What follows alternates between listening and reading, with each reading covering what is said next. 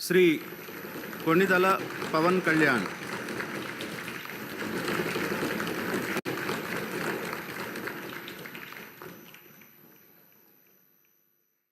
కొణిదల పవన్ కళ్యాణ్ అనే నేను శాసనసభ సభ్యుడిగా ఎన్నికైనందున శాసనం ద్వారా నిర్మితమైన భారత రాజ్యాంగం పట్ల నిజమైన విశ్వాసం, విధేయత చూపుతానని, భారతదేశ సార్వభౌమాధికారాన్ని, సమగ్రతను కాపాడుతానని, నేను స్వీకరించబోయే కర్తవ్యాన్ని శ్రద్ధాశక్తులతో నిర్వహిస్తానని దైవ సాక్షిగా ప్రమాణం చేస్తాను.